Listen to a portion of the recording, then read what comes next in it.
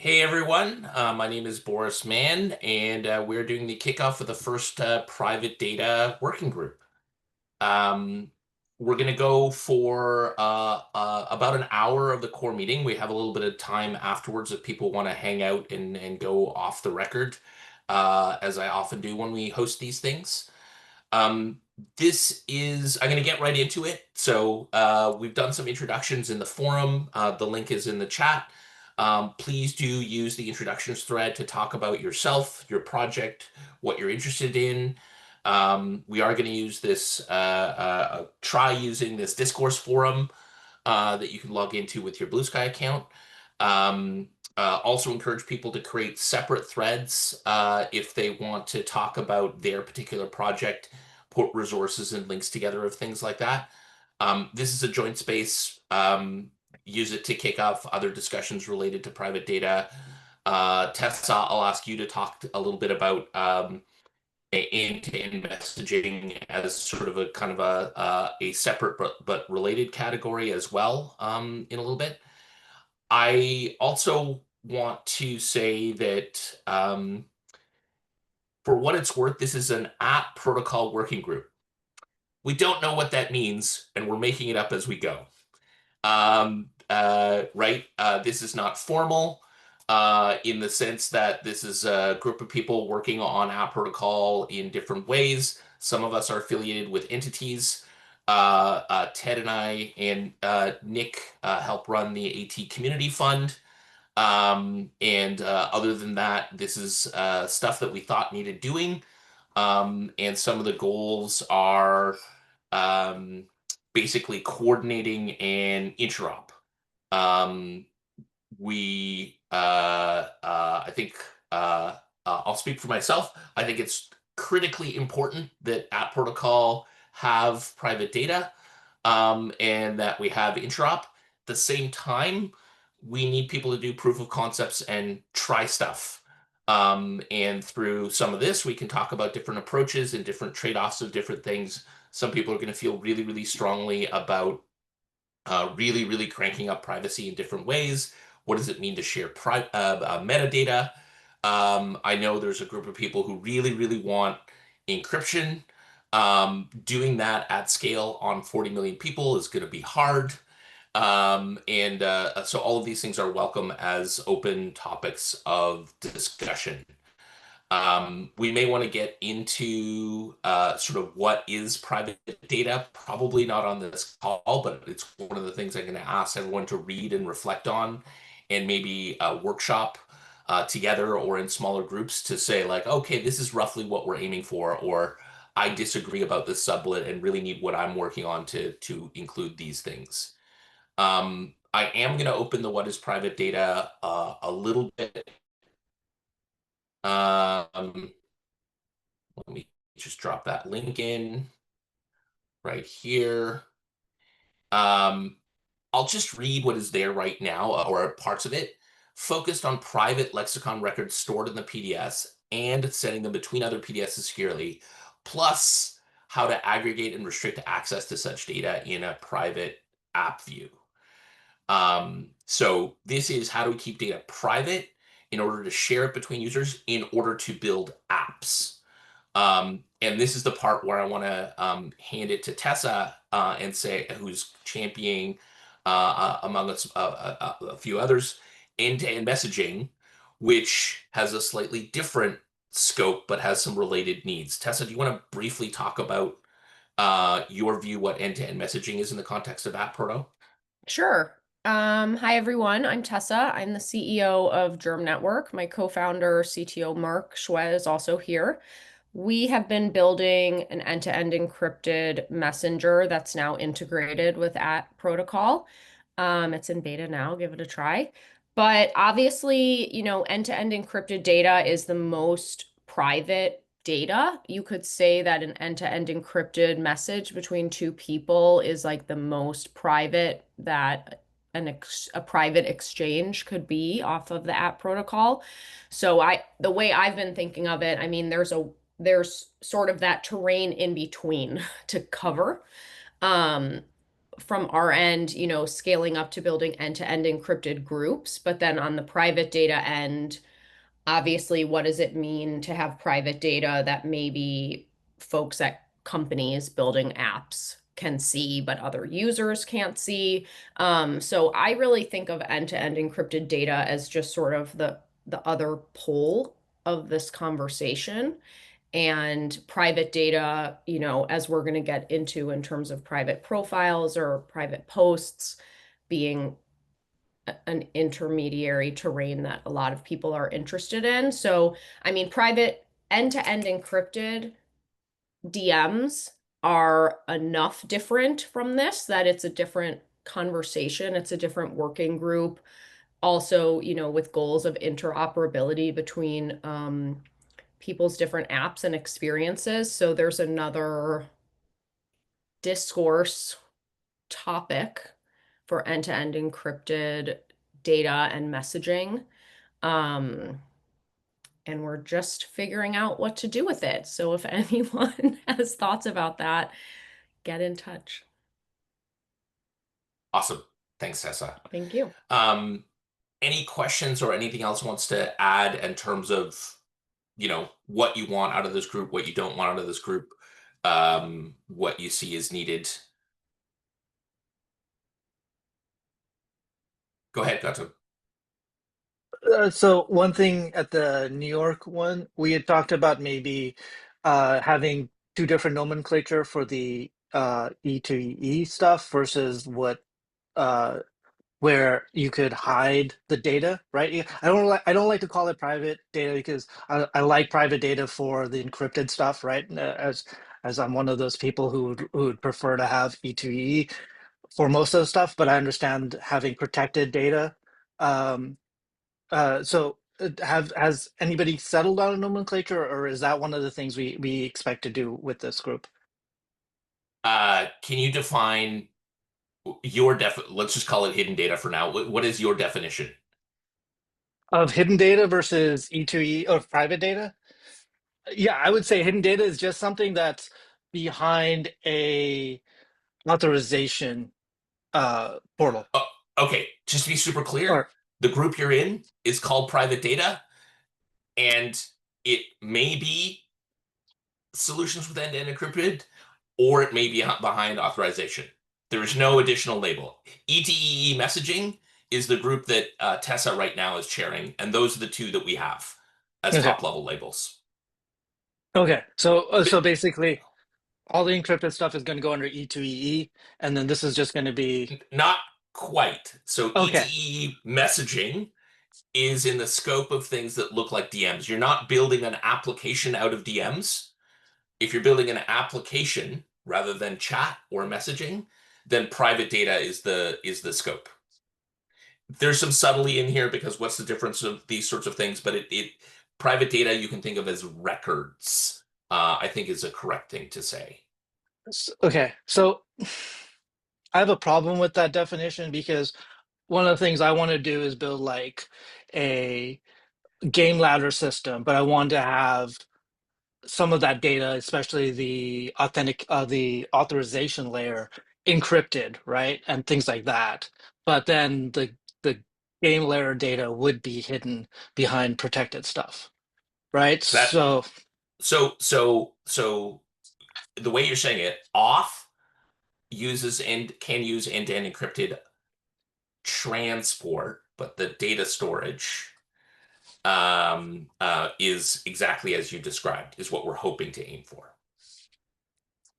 Might be good to write those two things up in a way, and so I'll actually ask you to do that. Anyone who has a use case, so Gautam is like, I want to do X and Y.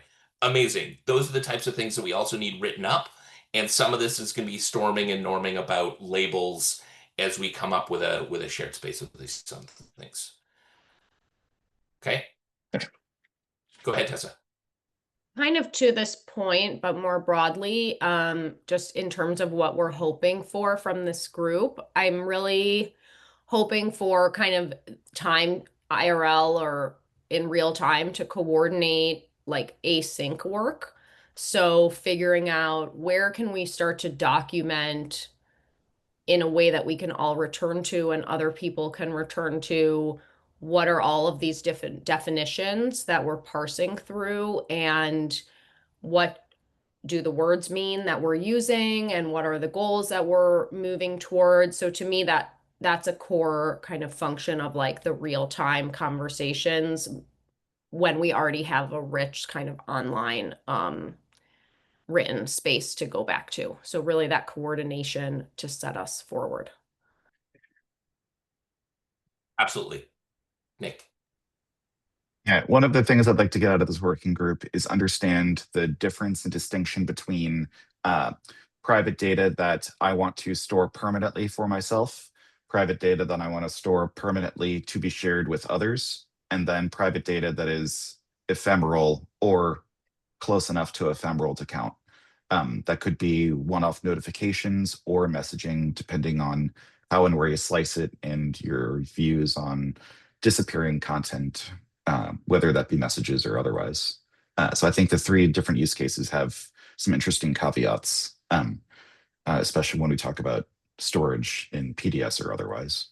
Yeah, great framing from a use case perspective. That's super great. Yeah, I think there's another nuanced thing. So typically, and I don't think that we should dive straight into this because we're going to get into a lot of well actuallys, but some of the um, threat models around, I don't even want the PDS host to be able to see the data, is one totally appropriate approach. End-to-end messaging kind of like is like that's the way that needs to work.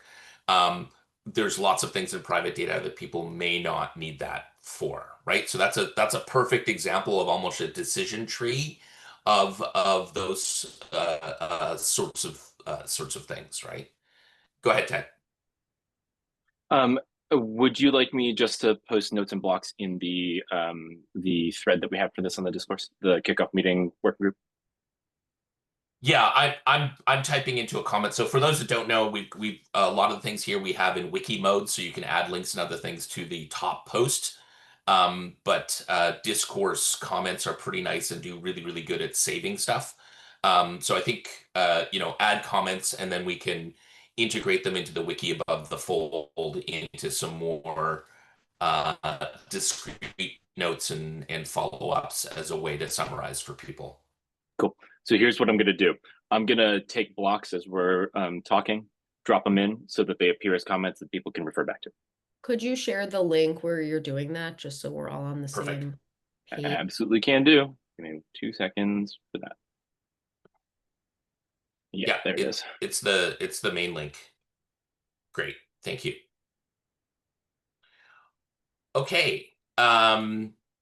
That's the sort of kicker off thing. Is there anything else in the kickoff intros and goals that people want to cover or touch base on? Yes, go ahead, Blaine. I don't know. I don't know if we don't want to do like a round or anything, or if this is just we're just jumping in. I will pose that question before I continue. Yeah. Yeah, I was erring on the side of intro thread, but I think while we have each other all here, let's do the really quick version of name, location if it's not against your OPSEC, your name or code name for your project, and like literally a one-liner. If you haven't already put that in the thread, I really would encourage you to do those things. Thanks, Blaine, for that prompt. We should totally do that. Gautam, So, I'll invite you to start. Oh, go ahead, Blaine. oh, I was going to say, so in terms of like the goals and stuff, I guess one thing that I'm like, even just listening to the first comments there, um, uh, I guess I come in with a strong intuition that this group should not be writing down standards at this point. I think that would be a bad outcome. But listening to everyone, I think the way that this group would be really useful for me is, so just speaking for myself, is basically collaboration and cooperation on just like experimentation. and figuring out how to do these things and looking at different use cases and understanding the problem space.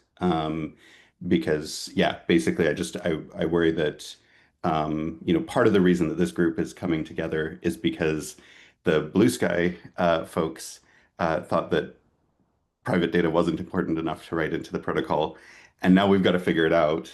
Uh, and and I think we need to have a good sense of what the shape of that is, so that we don't end up with another working group that tries to address the shortcomings of this working group's failures to figure out what the things are that we need, if that makes sense. So I'm thinking like, in the relatively short term, I'm not obviously standards will come, but just in the next 3 to 6 months, sort of how I'm thinking about what this group might mean for my own engagement. Yeah, Yeah. yeah. I think I'm trying to use the word coordination, collaboration, and interop. Where if you want those things, that's good. I think there are people with literally diametrically opposed requirements that we should not attempt to by committee turn into one thing. But at the same time, um, every single entity and project working by themselves are not going to get as far as coordinating and experimenting on what works for real together. Does that make sense?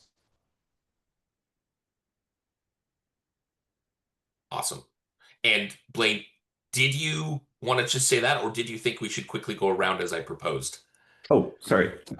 Yeah, I'll just do that. Nick had started writing in the comments, so I wasn't sure where we had landed exactly. I'm Blaine. I work with New Public. We're building a sort of a Facebook group slash Nextdoor alternative for local communities, and we're building it on top of ATProto stuff. And yeah, that's me.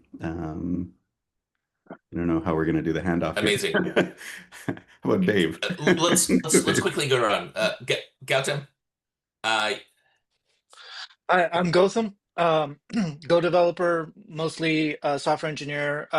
My day job, I work in GIS mostly. I have an open source project called Tagola, which is a mapping software. Primarily, I'm here because I'm looking to help build out more independent social media because I'm not a big fan of Facebook, Twitter, all of that stuff. I had played with Scuttlebug, but it's short, really short, hard. short, Sorry. short. That's it. Yep. Thank you. That's it. Ted, EIR at the ATProto Community Fund. I'm in Oakland. I'm thinking specifically about app stores and the discoverability problem there, and the capabilities that we have for apps and how we can share that with users. Ian, G'day everyone, I'm Ian. I work on Pegos, which has end-to-end encrypted data in a way that's compatible with ATProto. great, thank you. Dave, Hi, I'm Dave. I'm based in London, C# and new Rust developer, and I'm sort of got tons of ideas of stuff to do on ATProto, and I'm the author behind probably what we're going to be discussing later on to do with private data. thank you. Tessa, I'm skipping you. You said you were Eva. Hey, Eva, software architect and product manager in State College, working on community-informed moderation tools and trust and safety metrics. Awesome, thank you. Tony,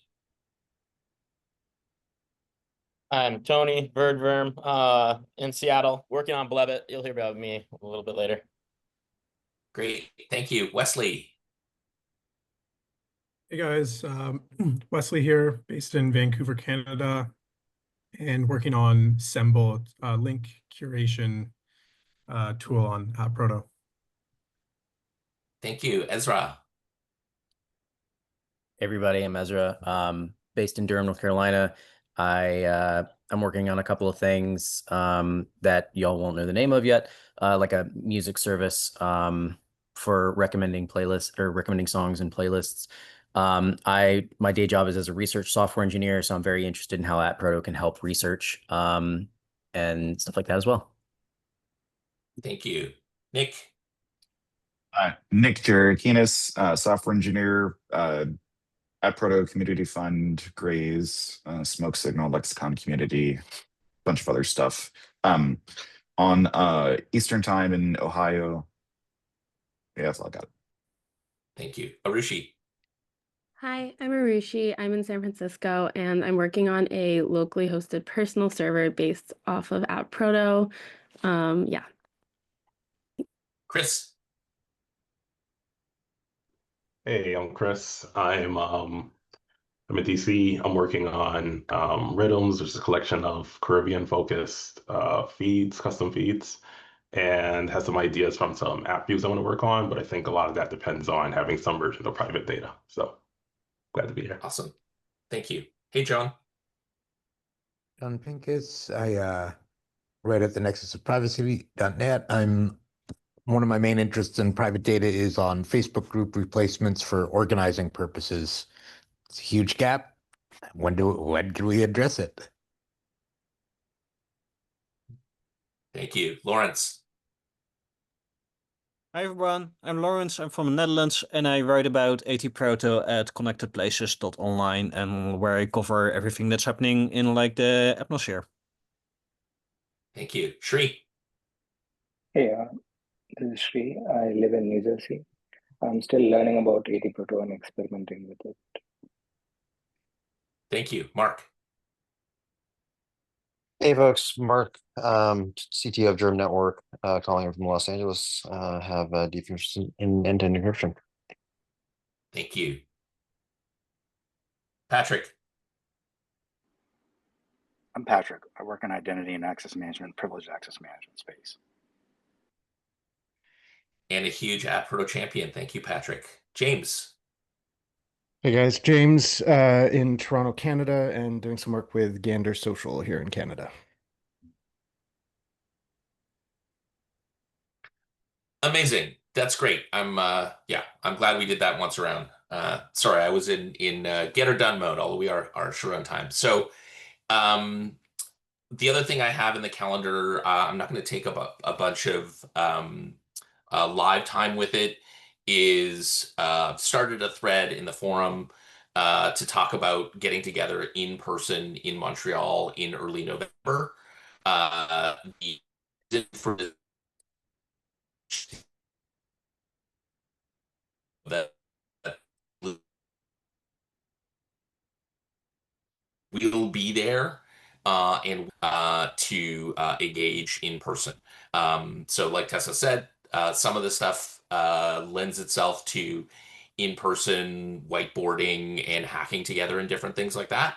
I am not 1,000% this must happen. So this is very much a call for who wants to be there in person, who would value that time, and who is interested in helping to organize.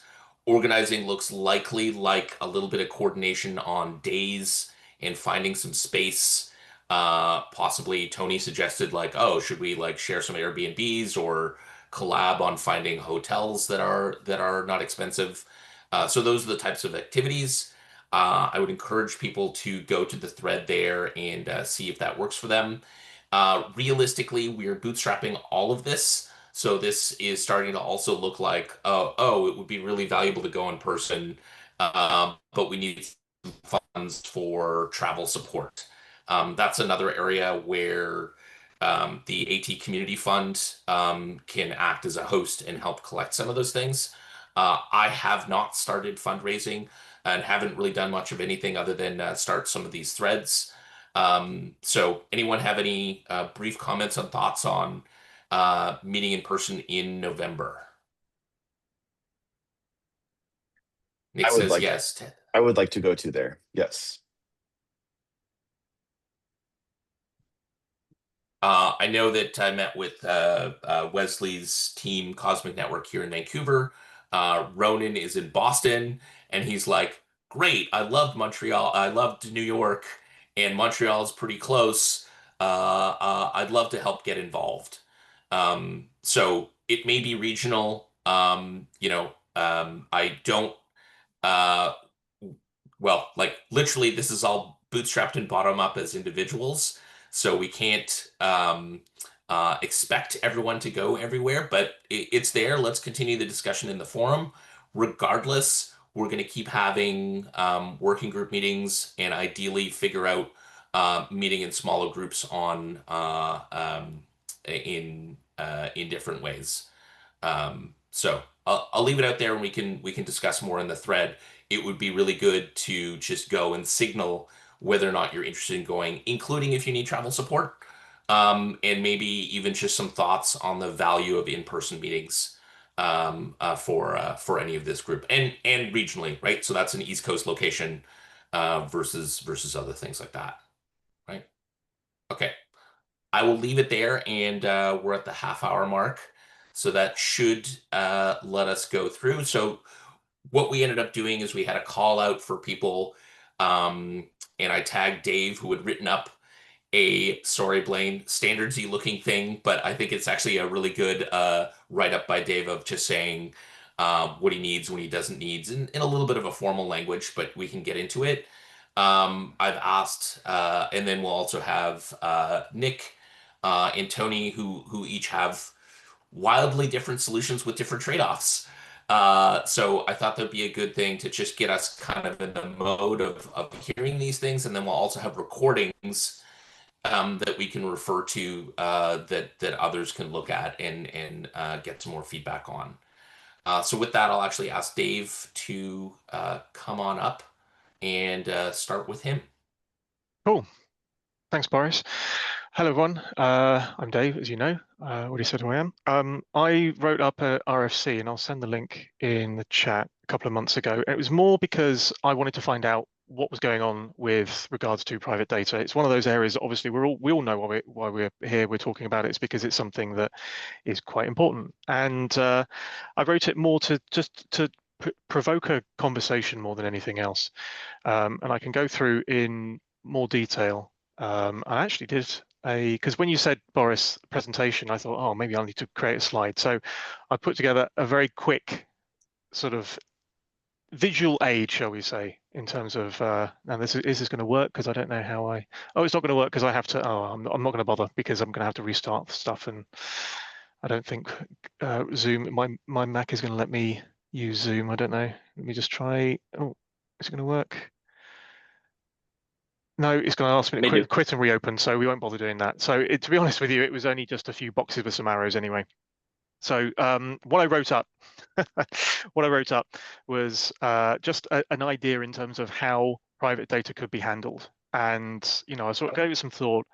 And one of the sort of concerns, obviously, encryption is one of those things that, as Boris mentioned earlier on, it's incredibly difficult to do when you at scale. So I sort of looked at a more sort of a less secure approach, in the sense that it's not end-to-end encrypted, but there is an option in order to allow people to post things that is limited to a particular audience that they want to see. So the idea was behind that is, obviously at the moment we've got a PDS. People connect to your PDS. Your PDS then is your gateway into the network, and then every time you post something, you can post it. You'll post it for an app view. It'll get posted to your PDS, and then it goes to the relay and out to the network, and then it's received by other app views, and then it's hydrated and made available to anyone on that app view. So obviously it's that link. It's taking the data from the PDS and out publicly, which isn't going to work when it comes to private data. Private data needs to remain private. So I sort of got me thinking, and it felt as though the only way that this could work, at least from my sort of initial sort of thought, was that the trust would have to be between the user and the app view, and app views will be able to show private data by receiving notifications, metadata, call it what you want, through the network, but not actually the data itself. And then if it's been authorized by the end user, it can go and grab that data from the PDS, from the PDS. So that's kind of the sort of in and out of it, really. I mean, my RFC goes into sort of details in terms of, how it could be done and what is the next process and everything else. It was more to do with provoking that conversation. I've had some feedback from people already, very good feedback, which is, well, you end up putting PDSs under quite a bit of load, which is true. But then you could say that every time an app view has authenticate, like if it's a confidential client in the OAuth confidential client, they can hit the PDS as many times as they like. So there's that could already be the case anyway, where PDSs are being hit quite a lot by other app views. But that's kind of the detail. That's kind of just an overview, really, in terms of what I was thinking.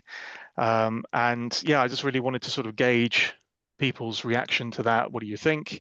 It's just, yeah, let's just have that conversation, really. I don't know if there's any questions. Anyone's got any burning questions in their mind at this point? Awesome. And I think this is a great example of just having Dave's write-up was a really great way to get us started.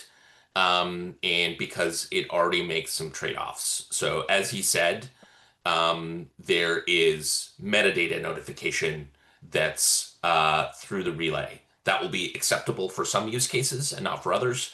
Exactly what that metadata is also TBD in different things. So that's one example that was really interesting, and he also read out some alternatives. So I encourage everyone to read through that and look at it in more detail.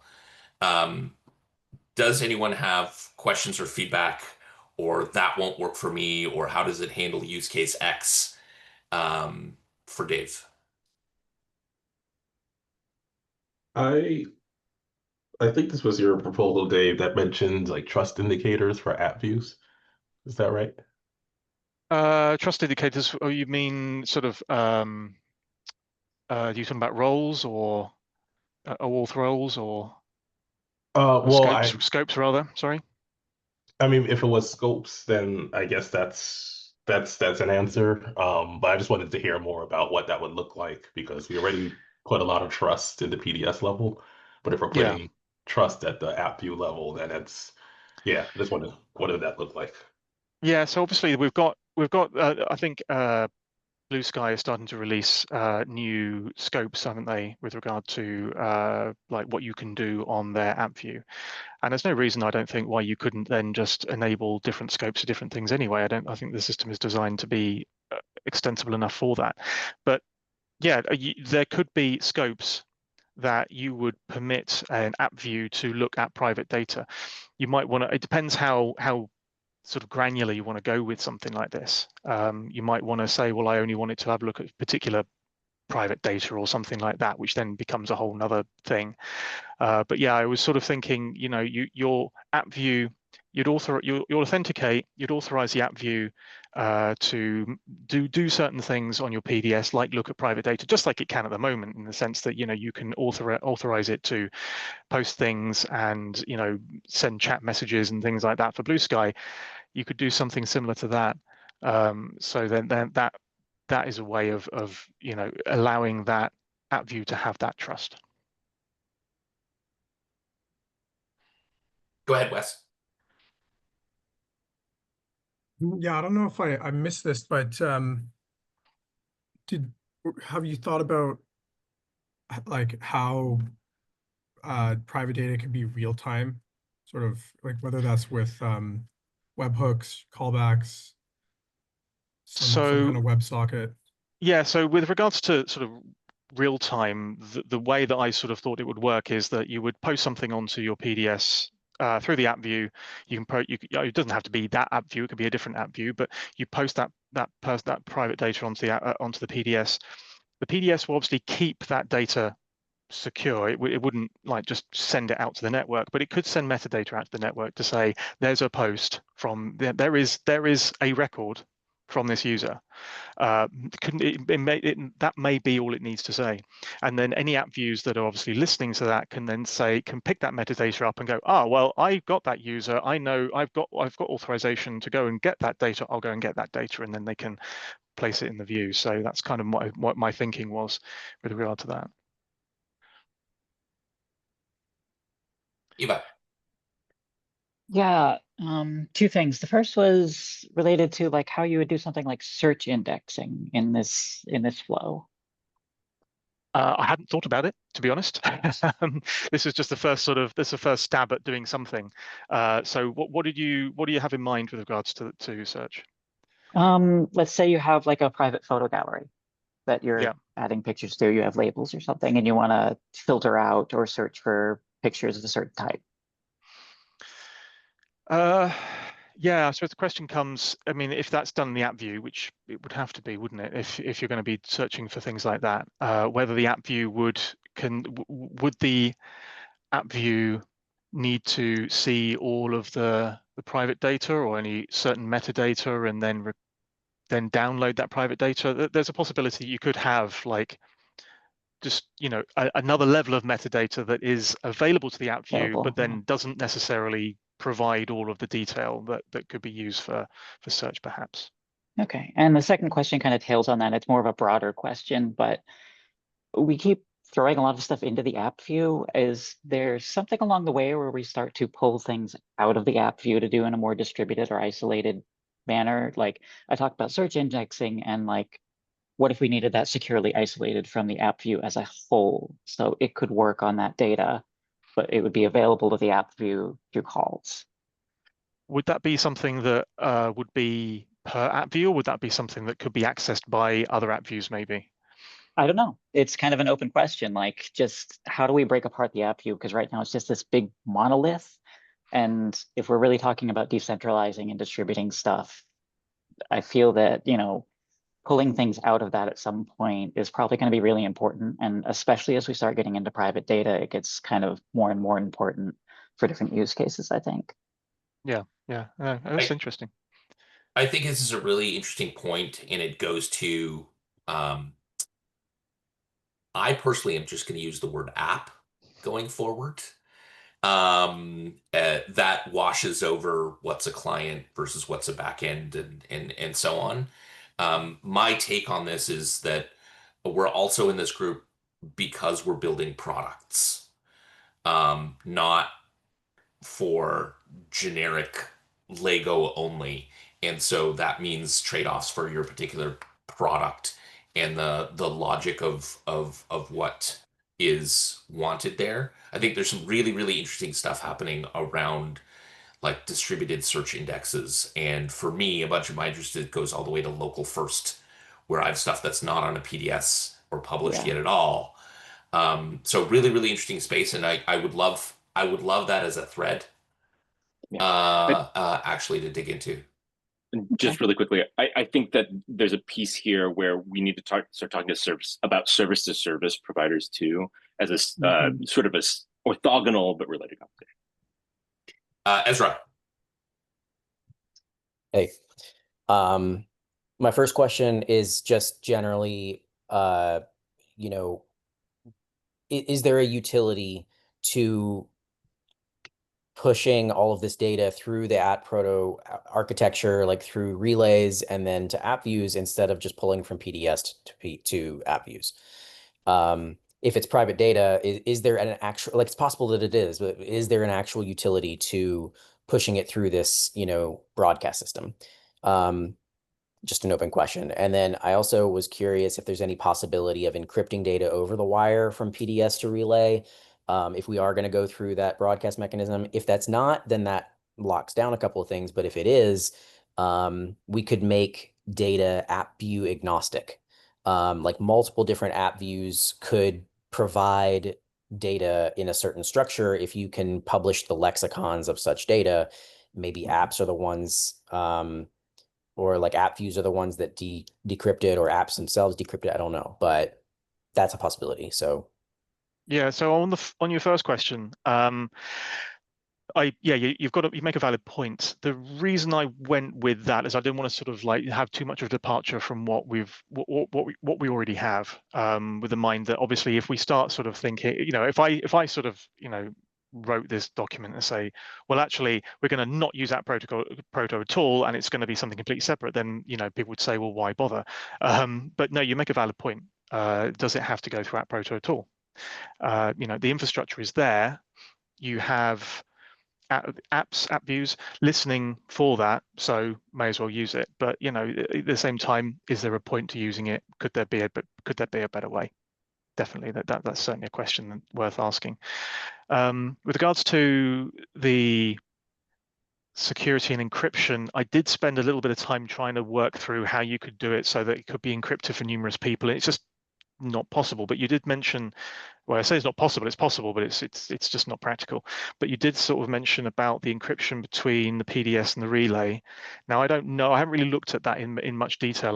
There are probably other people on this call who would know better than I do whether there's any kind of encryption. If it's open, it's probably not encrypted.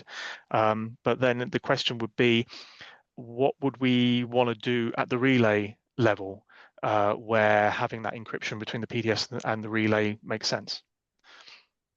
And I want to disambiguate, and I'm just going to do this because this has come up a couple of times, and I think we really need to get clear on language, right? So, Ezra, for all intents and purposes, using HTTPS, TLS, SSL, communications are encrypted.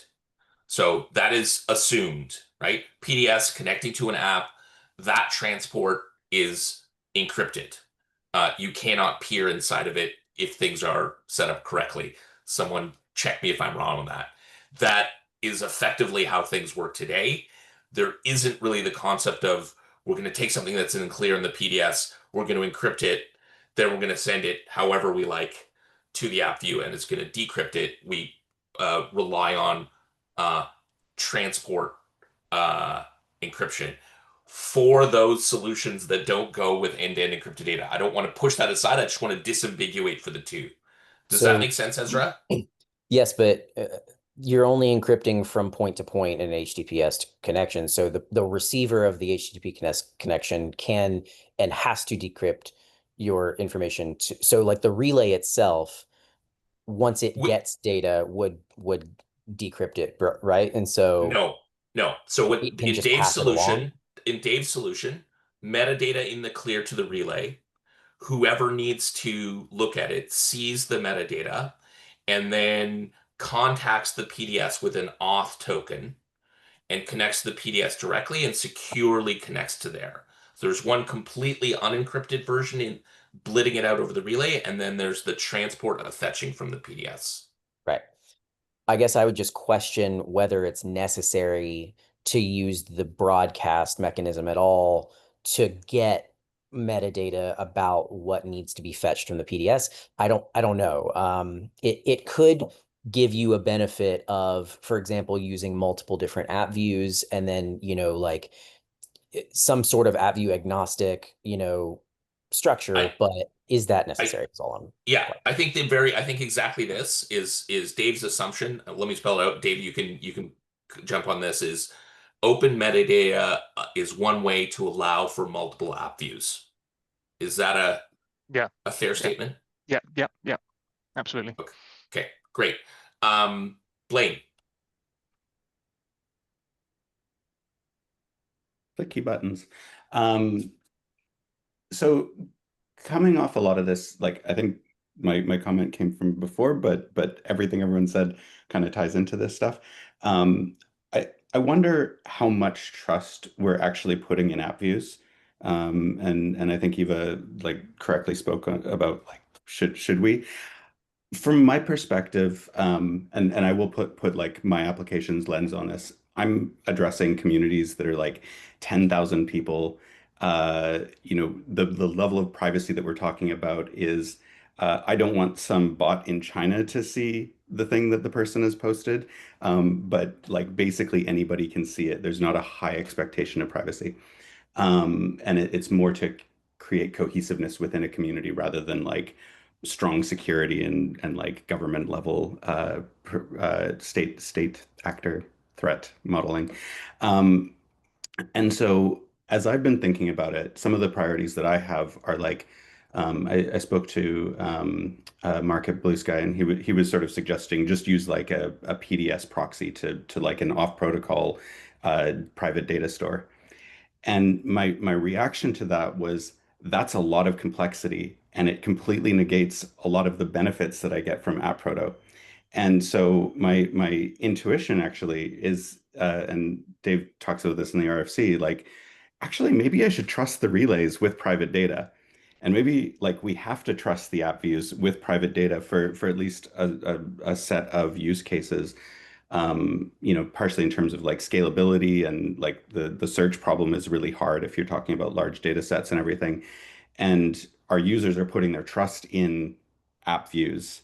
And so, so like, why wouldn't we at some level? And then I guess if we think about it from that perspective, my question is, what would we need to do in order to build those sort of trust pathways through, knowing that like if there's a bad actor, we can't do anything but kind of accepting that as like this is the network that we operate in. Like Google can read my email, and I just trust that they don't lol. You know, like that. I think that's kind of maybe a state one possible perspective here. And so just as a like um, one possible tech solution that occurred to me is like we could wrap events on the relay with permissions descriptions. So it's sort of like this is who's allowed to see it, and you just have to follow that. And I'm only going to show it to people that have those permissions to limit the reach, kind of thing. But that's one. I just want to throw that out there. I don't have. Yeah, it's kind of a half-baked thought, but. Yeah, no, I think you're right. I mean, obviously, one of the things that I did that I came up with when I was working on this RFC was, you know, you are placing a lot of trust in the app view, but that's what people do. They have to, you know, you have to trust that this particular company, this particular app or whatever, isn't going to rip you off and isn't going to screw you over. And it's fun. It's interesting that you mentioned like with what Mark said, because that's exactly what I'm building at the moment. I'm building on this PDS proxy that essentially sort of sits between the app that I'm building and that, and then we'll do the private data stuff at the moment and then do the public data stuff, you know, sending that to the PDS. So it kind of intercepts stuff as it goes along. Again, that's meaning anyone using my system will, you know, put a lot of trust in what I'm building. Obviously, I would like it that their private data belongs to them, and if they want to, they can show it to someone else if they choose to, rather than it just living in the walled garden that I'm building just for that. But no, you make a very valid point. It's you know, where I think we have to trust the app views, and I think that's one of the good things when you go through a OAuth flow is that, you know, it does say what that app view is allowed to do with your data. So I think, you know, that's already put in place by Blue Sky. So I think it's a good starting point. With regard to relays, I don't know. That's a tricky one because, you know, it's at that point it's kind of public. So, you know, where do you draw the line? But yeah. Gotcha. So I've read through it. I just want to make sure this is more of a clarifying question, Dave, than anything else. The So you in the RFC you listed a proposed metadata that would be message that would be broadcast, right? And it has visibilities and everything like that. And the CID pointing to what I'm assuming is going to be the private content, the private data that's being stored, right?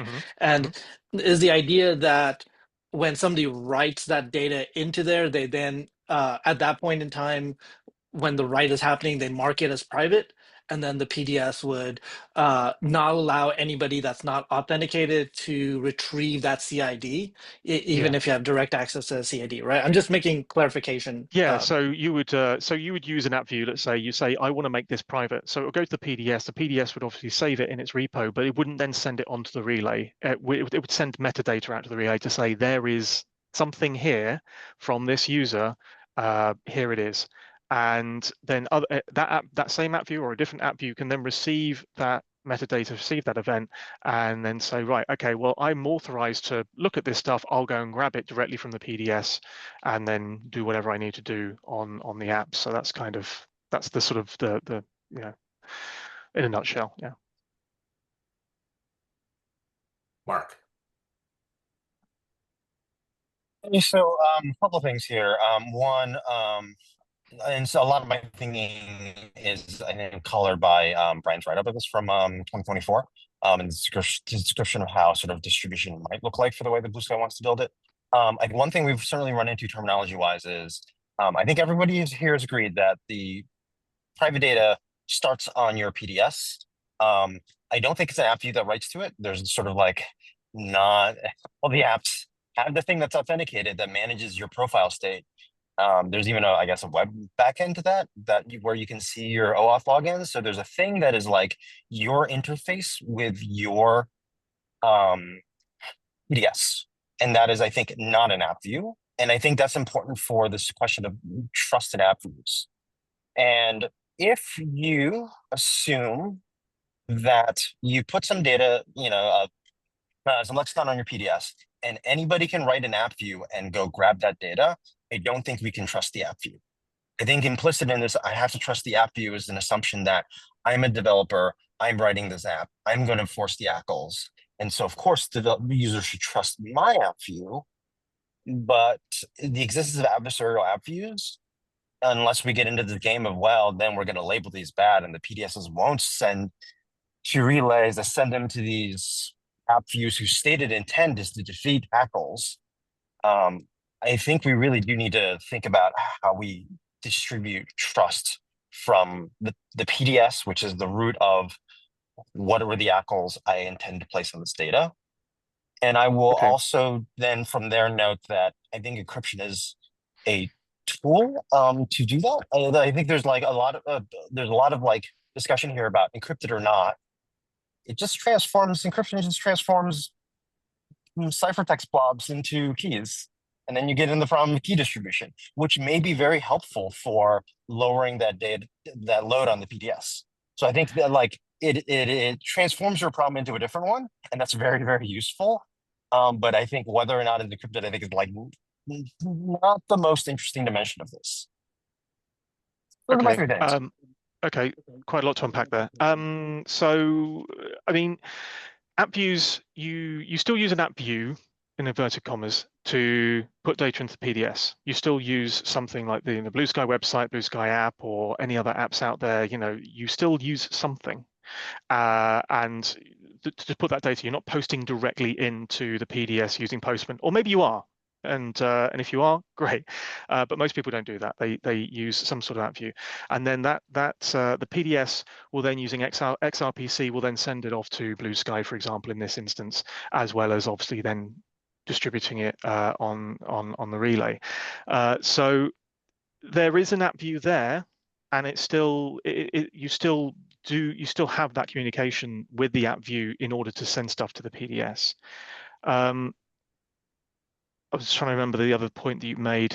You made another point with regards to how the app view. Oh, that's right. Creating an app view to access stuff. Now, you still need to be able to. You still need to log in. You still need to do that OAuth login, and authorize an app view to access and do anything on your PDS that is private, like posting stuff to your PDS, or sending chat messages or anything like that. You still have to go through that OAuth process and authenticate. So if somebody decides they're going to create an app view and then get people to do that, and people are just clicking wildly and not really paying attention, well, that's kind of on them, really. I mean, we live in this world that you need to take responsibility for your actions online. So it's not a case that you can create an app view and then anyone can access it. That's simply not the case. So and on the subject of shared tokens, and I did look at this and using a tree, and I can't remember the terminology because cryptography is not my strong suit, but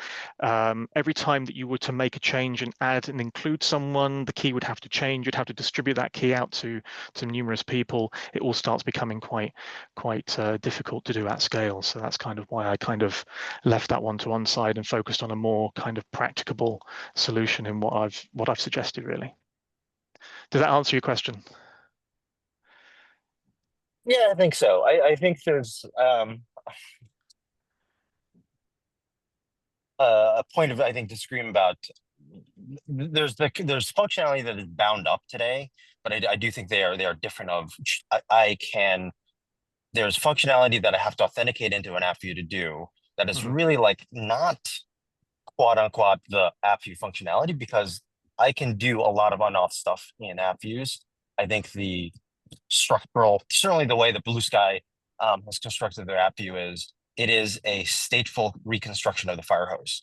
And there is not, and so in the role of, I think there's an assumption baked in there that I must OAuth into an app view to see other people's data, and the conflation of writing my data with consuming other people's data. which is, I think, leads to an inaccurate trust assumption about whether or not we should trust app views. I think the example is there an app view that does not require OAuth that is going to consume other people's PDSs and possibly violate those PDSs expectations about the ACLs that the PDS wishes to apply to private data? Yeah, it's a valid point. Can I jump in and just talk about some lexicon stuff? Because I think there's some misconceptions, and like I I generally agree with everything that Dave is describing. I think the difference between his proposal and my proposal is really just the the mechanism, the thing that's telling you where the metadata is or what metadata you have. So like in my blog post, there's an event that has an embedded lexicon record reference saying, hey, go get the location for this event. That's my private house by making an XRPC call. Anything on the internet is an app view. Big take, right? Because anything can just implement /XRPC com at proto repo.get record, right? So when you think about like what an XRPC method is and what the lexicon describes is it's just a format for describing the type of inputs and outputs expected for an HTTP request. So there's nothing preventing anyone here from creating a new proxy that sits in front of your PDS that looks at an incoming get record request, sees if it's authenticated via an inter-service JSON web token, and then decides to serve either content from the PDS or from some other data source. And like, poof, you have private content. Like fundamentally, what Dave is describing and what I was describing is some endpoint somewhere, hopefully named get record, in my opinion, that allows you to selectively get authenticated content. So the other really important thing to note is that the lexicon supports both the concept of get and post things as well as WebSockets. And that's fundamentally how the Firehose and Relay operates. When you subscribe via the Relay or via Jetstream, you're connecting to a WebSocket stream and you're getting a whole bunch of stuff. And there's absolutely nothing preventing a community like, oh shit, did Blaine just hop? Oh, damn, this is for him. There's nothing preventing the Nextdoor Canada community from having token authentication that is purely based on the audience, which is the app view identifier. So when you create an inter-service web token to and through your PDS to another XRPC method, you're saying, hey, I want you to make an API call to this endpoint over here and prove that I'm both A, using this app, and B, and I am who I am because I'm giving you authentication. And that authentication is also bound to the client identifier, which is for the application that you're using to authenticate. So you could ignore the DID entirely in inter-service GWTs and purely focus only on the client identifier, like the app view identifier, to broadly allow an app view to say, yeah, I trust this one app view, it can do anything. And that same inter-service JSON web token can also be used for WebSockets. So you could completely and totally have a collection, distributed, decentralized, whatever you want to call it, of PDS-like services that support create record and post record. I'm sorry, create record, put record, and get record XRPC endpoints that is built on top of your authentication scheme, that is built on top of inter-service GWTs, and have a private relay or a relay that is purely subscribing to the WebSocket streams of those services to get the confidential information as they are created and published to and through those. So effectively what we're describing here is something that is secondary PDS or is so PDS-like that the two things are indistinguishable. And then this is one other comment. A PDS in a Merkle tree it's like one big Git repository, right? You have a root element and you have a chain of operations that mutates that revision as things are added. And that MST is the is that core chain of linked operations and checksums. There's nothing actually preventing it from being namespaced or effectively to have a subtree where your PDS says, hey, here's a subtree of private namespace of, Gander content, right? And then the authentication scheme for that is purely based on the audience, also known as the app view service identifier for either creating content in it or retrieving content out. Oh, I'm sorry, my cat. So I think actually like we talk about encryption, and I think in some ways it overcomplicates things a whole lot. Because if we're actually talking about the ability for an app view to make a connection to another PDS-like interface via XRPC, like using lexicon methods, all of that exists, and we have all of the primitives to do that like today, you know? So go ahead, I Ted. have a bit of a question about this, and that's what I have my hand raised about, which is, and I think both Dave's proposal and yours, I'm not clear on this, so I'm gonna frame my concern as a question, which is, what happens when I have a relationship with a particular app view and I've authorized that app view to access my private data? We'll call it bluesky.social or bluesky.app. And my friend, who I have given permissions to view my data, accesses it through blacksky.community. I have no relationship with blacksky.community. But my viewer does, and I've authorized them to access it. How can Black Sky know that they should be picking up that metadata, and that they have a user who should authorize, because I haven't granted that other app view, equivalent app view permissions. So just like, okay, well, first of all, OAuth scopes and ideally UCANs would allow some more complex operations, right? Right now, there's no such thing as I want to allow my manager or my team lead and anyone that person vouches for to, I know, yeah, take a shot, to access this content, right? That would answer the question, but it adds a whole lot of complexity. The other response to that is that it might be off protocol. Like maybe the solution to that is not actually a technical problem. If you could say, hey, allow this user on any app view, or allow this user on app view A, B, or C, or just A, then like that I think is a realistic ACL like definition that is OAuth scope RBAC. From a use case, Rudy has called this gated content, where I think his intent is to make the Black Sky app gated. And I just made some notes around Canadian flavored data that only Gander can read. So even that assumption that we want multiple apps to be able to do a thing is use case specific.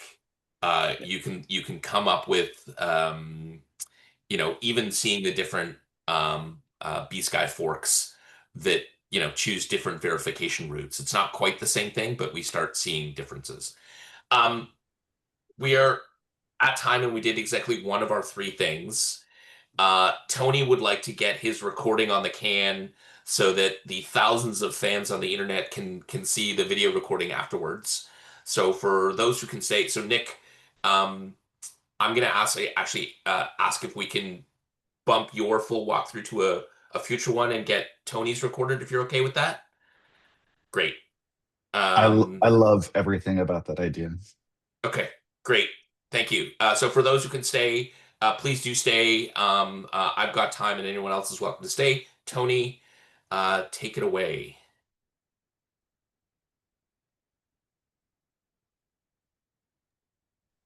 I put together a presentation, so let me see if I can find it. Cool. Everybody can see this? Yeah, we're good. All right. Zoom is in the way. I need to minimize that. All right. Oh, so I'm talking about, I've got this idea I'm working on called permission spaces. It's expressive authorization at the PDS. Quick about me, they call me Dr. Worm, but my real name's Tony. Background in computer science, machine learning, DevOps. I'm Q's biggest fan. And what I'm working on in ATProto is this thing called Blebit. It's a platform for communities. Some blend of Discourse and Discord and Reddit and all that. And we need private data for this kind of thing, for private groups, right? So what I want to kind of talk about today is this concept called permission spaces at the PDS. Zanzibar as the foundation for permissions and relations. It's called relation-based access control. It's an evolution on RBAC and ACLs and all that. There's these things called capability-based tokens for delegation, or macaroons or UCAN Same, I believe that's all the same. I'm relatively new to it. And I've been doing a bunch of prototyping, and I could show you just a brief bit about that. Not talking about all this stuff, but I do think all these things are important and that people want all of these things. And I think we develop them in parallel and make them all available options for app builders and users to use. Where do we start from? Obviously, like we're all here for the use cases and UX DX. I think Brian's comments in the private data issue is a very good framing conversation for this subset of the private data we are talking about. As I said, Zanzibar and SpiceDB are part of where I'm starting from. And I think in starting to do this prototype, I've learned just by building and experimenting, and we need to do all the and talk like we are today, all in parallel together, along with all building everything in parallel. And as far as use cases go, I see it as basically every existing app. I've heard a lot of aspirations in the community around, can we replace Google and Apple accounts with ATProto accounts? That would be super cool. I'm focused on communities and private groups for the time being. There's a bunch of other use cases, and one that's I think is kind of intriguing is that PDS operators, Ozone, and a number of services could leverage the same IAM fabric or permission fabric that apps do and users use. And people definitely want privacy online. I think most people want most of their data private. And they're asking us for solutions, so we need to build and talk and all that jazz. But people also want public spaces with permissions, and people just want to like, we have gated and threaded stuff on Blue Sky, but it's not enforced. What if we can enforce that? I think people would like that as well. So some context of the prototypes I've been working on is around what I'm calling spaces. You can think of them as folders or buckets. And then groups, roles, relations, content, all the kind of stuff you would expect in a mature, contemporary permission system that people are used to today. I'm limiting my changes to the ATProto packages, the TypeScript ones, and we got to maintain credible exit philosophy. And we want this, whatever comes out, I hope is backwards compatible with the existing network and repos today. In that sense, it sits to the side, not tries to like mix with public data. We keep the two separate. And I'm building this as a foundation for Blebit first, but I think what's coming out is going to enable every app that wants these kind of permissions without having to do it themselves. And in that, I think about the permission storage system, like I think about SQL, right? I don't want to write a query engine and all that. So I'm using an off-the-shelf solution for this proof of concept. And there's some really hard problems when you start doing these things. When you need to write to two data stores and you want transaction semantics, well, you don't really get them the way you do in a single database. And there's, if your server dies, you have a hard problem. There are solutions to this, at least a few, and they have their trade-offs. I think we expose that to app developers and users, maybe not users, or PDS operators anyway, and app view developers. The other problem is around consistency. And the way the permissions roll out and content rolls out to people. If Alice has a group and then she removes Darth, but then adds a document, is there a time that Darth can see that new content? This is called the new enemy problem. And in the Zanzibar paper, they have this concept called the Zuki. It's essentially a token, much like we use CIDs for swap commits. You just send it on and say, this is the point in time where I'm asking the permissions to be calculated. It helps that problem. So Zanzibar is a really interesting piece of technology. It's based on Google's work, but it's an open source project. It scales to Google size and it scales down to Raspberry Pis and has amazing SLAs for a system and some really top tier tooling and documentation, all that. And it does support credible exit philosophy just based on the API and the features they have in that system. And important to me, it avoids me implementing a permission query engine. So then there's capability-based tokens or macaroons. I due to this, so take this with a grain of salt. I think of them as like you pre-compute somebody asks for permission for something, you pre-compute that and give them a token they can use for a long time so that you can then two things. One, you don't have to recalculate it, and two, you can cut out middlemen. Like user A is on an app, wants to see users B content. They have to go through their own PDS to prove their identity before they can go to the second PDS to see if they can even have access. And I think these things cut out that middleman. After you do it once and then you get the token, and then you can access directly. And it's great for scaling the permission system of the network, but it does require a permission system underneath. Somebody just just for the record on this, so Christine Lemmer-Weber's work, who's the original author of ActivityPub, she's working on Sprightly and is big in the object capabilities space, which is a stricter definition. And that's Capability. It is not. You Okay. can. It's left in the cold because it's technically not an object capability, but is capabilities based. Broadly speaking, exactly like you said, this allows for delegation of permissions that are a subset of what's been good. It's also, in my opinion, everything from inter-service, from a user delegating access to the sub-delegating access to things that they have access to, as well as we get into more agent-based systems. Delegating to agents is another thing like that. This is, yeah, not to completely rabbit hole, but we know that app passwords are going to need to get replaced with something that is scoped as well. So this may overlap with that, or they may just do normie style. I have API keys in my schema, so without capabilities. Blaine introduced me to this like 2 weeks ago. I don't know if he's still here or not, but thanks, Blaine. Okay, so yeah, there's that. I'm not going to talk about these anymore. Because we still need that permission system underneath. Relating it to OAuth scope now, there's OAuth scopes, and I think of those as like the permissions and relations. You're sort of defining these things, and then you have these permission sets, which are analogous to roles, more or less. And where OAuth is dealing with like app to account kind of like permissions, we're really talking about like app or account to account or service to service or something like that. So we're addressing a new problem space, more or less. It's not a new problem space, but it just hasn't been addressed yet. So what are these spaces things I'm talking about? I'm coming from like just thinking about it as like Google Workspace and Google IAM like stuff. This is the stuff I use in my professional day, and I want the same thing on ATProto. I want all those capabilities. It is grouping of spaces, I was saying, are like folders or buckets or whatever you want, whatever kind of like application specific nomenclature you want to attach to them. They are this thing that holds all the groups and roles and content underneath, and they nest and whatnot. And so like today in our public repos, all the data is on the network, but it's all partitioned into the DID, right? So there's this slices of them, right? And when we start thinking about private data, for the sake of my experiments and prototype, I'm doing the same thing with private data. It's all tied to a DID, and then the permissions are there as well to simplify the problem. And then when you contribute content to a space, it goes under that space. So my comment on your post actually lives in somebody else's PDS where the permissions live. And so when you create an account, you get this. Hang on. Go ahead. Tony, that was really good. Can you say that again more slowly for the record? Sure. Yeah. So today in our current public data, everything is partitioned by DID, right? And so if you want to know today, if you want to know what my comments are, you go to my PDS, right?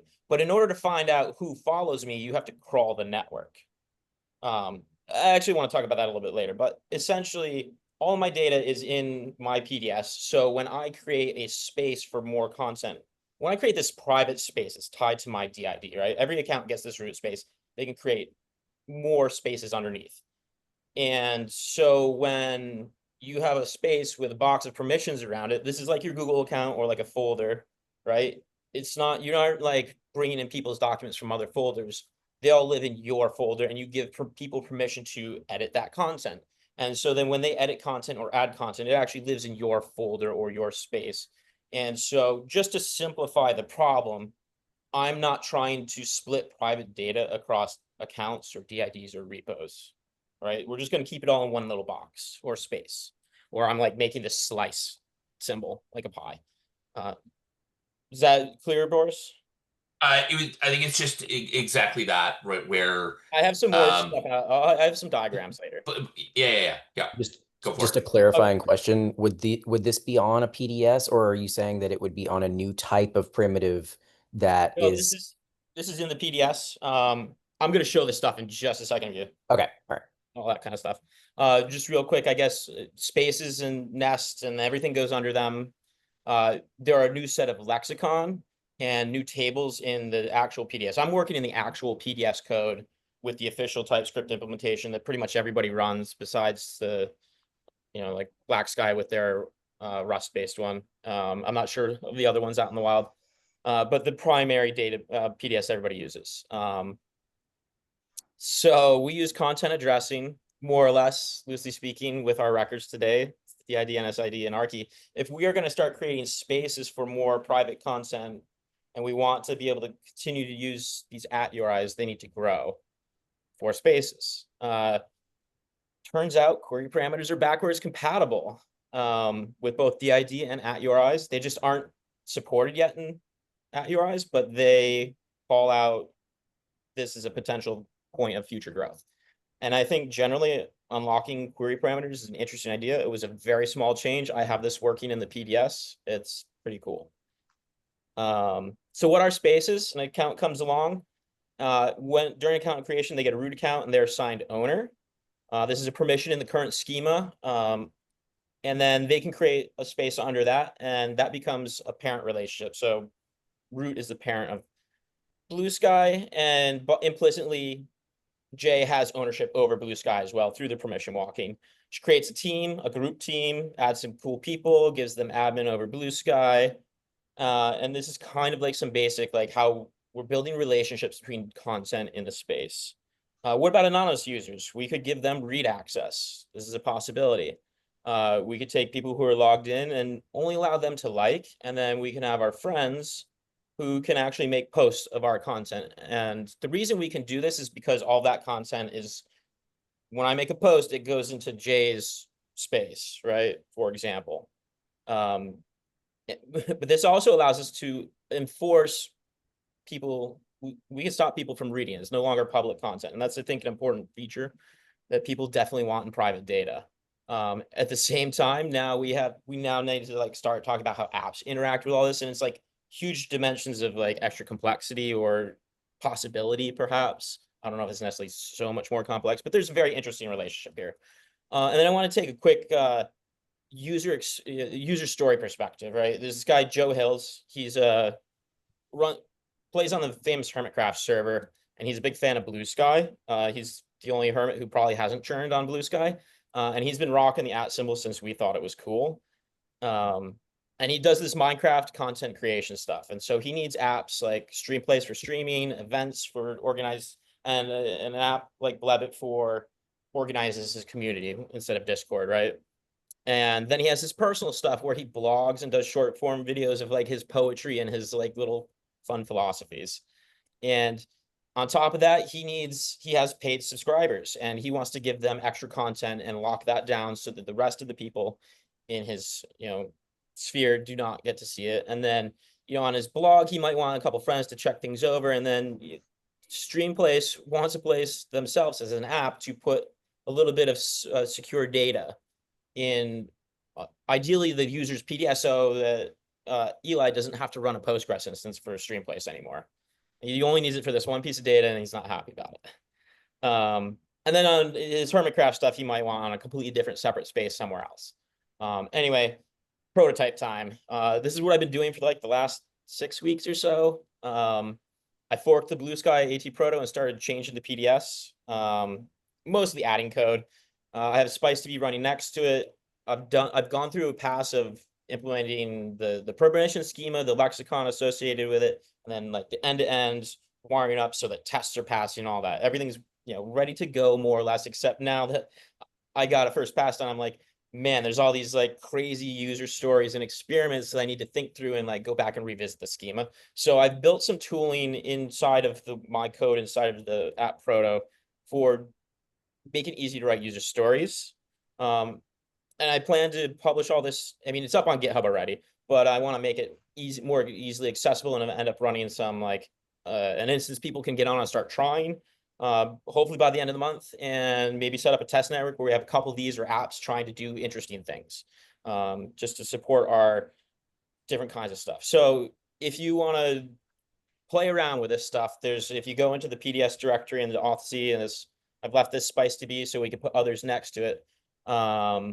But I've got some code there. It doesn't touch ATProto. It doesn't touch any of the TypeScript stuff. It's just a standalone Spice2B set of code. The PDS actually imports the schema, but that's besides the point. All you have to do is you have to copy this you go into the test cases and copy a file, and you can just go to town. And there's some helpful make rules to make it easier to run these test cases. And so what do these look like?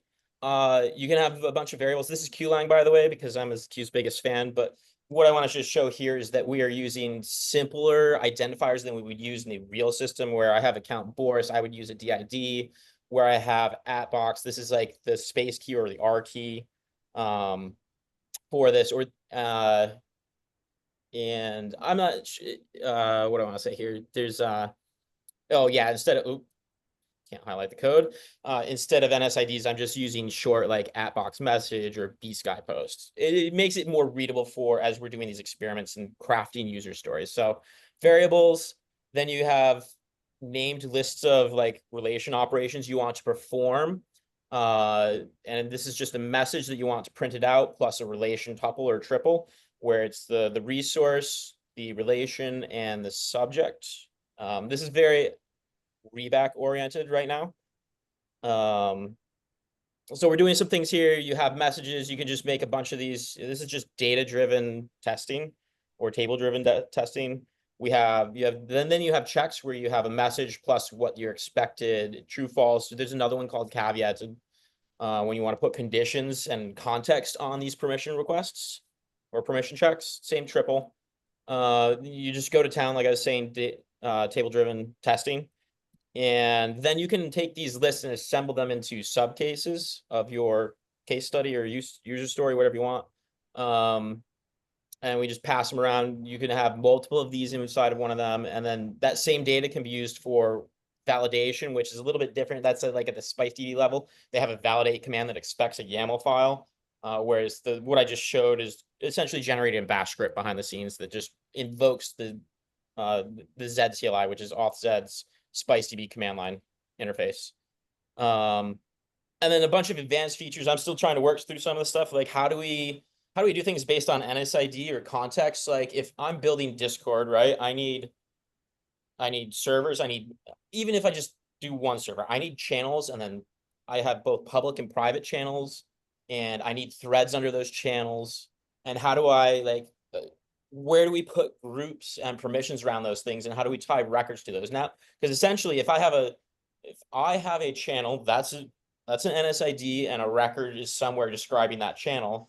And then underneath I have a thread. We now have, today we use refs to associate these things, but in the permission system, we need to make a direct relationship between them. And now does a group have does a record have a group, or can it have groups under it? It's how we sort of architect this. So this is why we got to get into building this, as I think everybody knows. And I don't know if you noticed, but that example was what I'm calling the @box or the inbox for a user on a PDS. If you go back here, you can see I'm giving anybody record creator status on my @box, but they can't read their own or they can't read other people's messages. They can only create their own. And then I'm giving Nick, because Boris trusts him more than a lot. I'm trying to make a joke, but whatever. That can do PDFs. And then down here, when we create a record, for example, we then give that sender some extra permissions on the record they created. So they could actually come along as an evolution on email. Like you could go in and edit your message after the fact before they read it, for example. There's actually something really cool when I worked at Bloomberg. We could delete a message that we sent to someone if they hadn't read it yet. Let's see. So yeah, I think just for some context, today, this is what the record table in the PDS looks like for your public data. If you look at repo rev, that's essentially the record content, but we have all this stuff.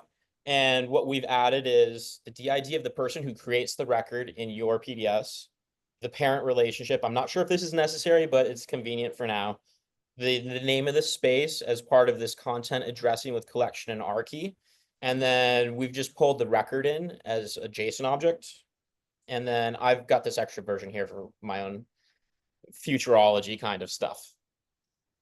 And I think that just summary slide, I think, are we trying to build authorization features for every user and app at the PDS level? Or how much do apps have to then go and implement themselves? I'm taking the stance that I'm trying to make it something that a fabric that every app can use, at least 80% of them, let's say, where the PDS is the arbiter of this information. I think we all probably agree that it needs to be one, easy for us as developers to reason about, but also for your average user of like Blue Sky to reason about, so they can make groups and understand who they're actually giving access to. And I think credible exit and backwards compatibility are non-negotiable. And my goal is to unlock and enable an ecosystem with this work. I think that's it. Questions? That was awesome. I'm really glad we got a recording of it. I'm definitely going to need to go back and go into that. I think the summary of changes to the schema is really interesting.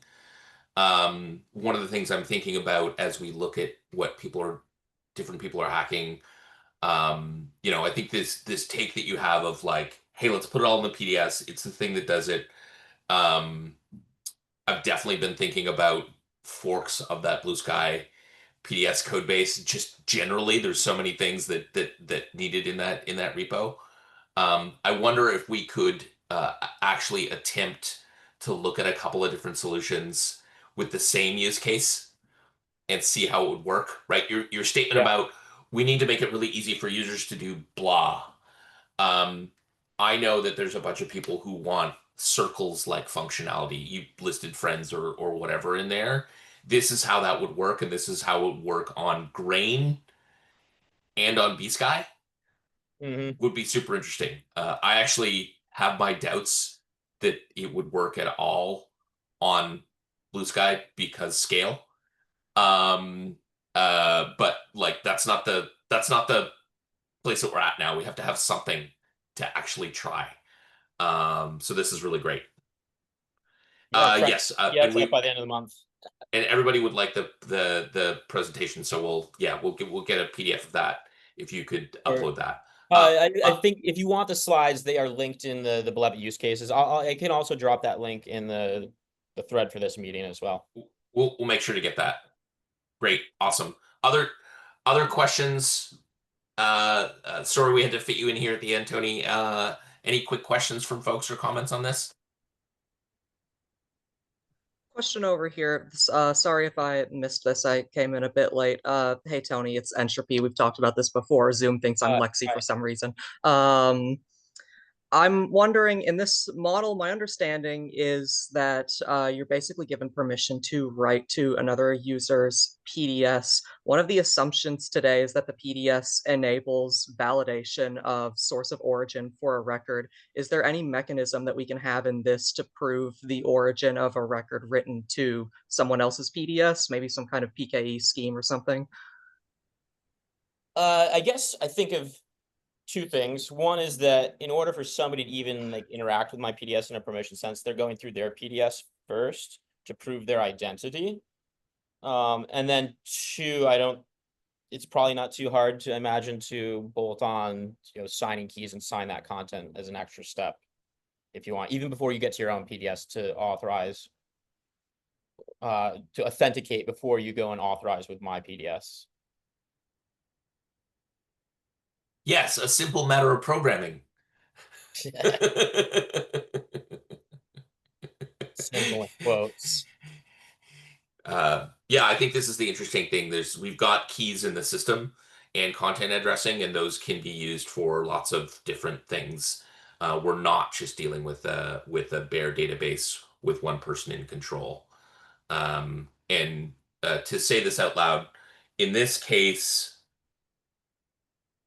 the room or space owner is giving permission to the, let's say they're on separate PDSs rather than just separate repos, is giving permission to the other user to write into that space. Yeah, and you can you can limit it to NSIDs as well. They can't just, they can't necessarily go and delete somebody else. This is where it's gotten, I've gone back and how do we think through these specific permissions for different resources? There's also this problem of I have a concept of a channel. Well, the PDS level doesn't have that sort of application purview. It just has records, right? And so how do you tie as an application, I imagine tying groups to a channel or something like that, let's say. And how does that map onto the underlying permission fabric that is narrow enough that like it's not like the Wild West or crazy and computable, but also flexible enough that apps can build on this and define their own sort of jargon on top of this permission system and orchestrate it correctly. I don't want to reuse the word lexicon, but maybe it is appropriate. They have their own lexicon and in both senses of the words that we use them around here. Gotcha. And let's just keep this actually last question because we really should wrap. We've taken a lot of people's time. So more of a, did you explore not having people write into the PDS and rather making it so that you could pull in records into to make the modification? Does that make sense? I'm not sure what you mean by pull in to make the modification and how that's different from a write, direct So write. so let's say I wanted to make an edit onto your document. So I write that edit record into my own PDS, and then you can pull that record in and make and apply that modification onto the document. So instead of you giving me permission to write to your PDS, I write to my PDS and then you pull in the records and modify the document as needed. Yeah, I guess I didn't explore that particular workflow. My comments on that, I think I have 2 comments if I can remember the second one by the time I'm done with the first. Is that that's sort of like almost like that is almost like a degenerate case of this in that like it requires less permissions to do that. And it's more about notifications and whatnot. So you could do that like on public data today, I would imagine. But my context, another context I think of is like we have a company using this technology and they have an employee, and if that employee becomes adversarial and deletes their account, does the company lose the data that that person has? We want, Yeah. So this is really interesting. And discourse forums, there's some good writing around it, around this use case, where if you have posted more than N posts and your account is quite old, the default thing is that discourse forums will not let you delete your content. It will only let you anonymize it. So you're not getting rid of something that is in fact communally owned. So this is in the same problem use case. And I think what I'm trying to do is build a system where whoever's using it gets to decide those things. Like they can decide, can users of this community delete content or not? And I think you could also, in the community, you could store a reference to some record in somebody else's, but then that gets into this really complicated like permission scheme, like where you're crossing permission determination or authorization determination across PDSs, which is something I just don't want to tackle at this point. My goal is to start working on Bleb It for real next month, like I was supposed to this month. I'm going to cap it there. Thank you so much for everyone for coming to the first one. Nick, we'll get you in the next one. And I think we've got like lots of rich stuff. I'm actually amazed at what we have in the Zoom chat, so I'll make sure we save that and I'll post that as well. Quick question, just like show of hands or eyes or whatever. Should I close the working group category to only people who are members of the group? So you have to log in and join the group to see it. No, don't care. We can discuss it in the thing there. It's we have the group messages, which are private to only group members anyway. Holy fuck, we actually have a use case and need to describe it even with discourse already. And we will figure out a next meeting. I'm gonna try and do kind of a 2-week cadence just to come on and see what we have to discuss, but do lots of things async as well. And we'll do a follow-up post along with the recording and notes. Thank you everyone for coming. I'm going to do the stop recording thing now.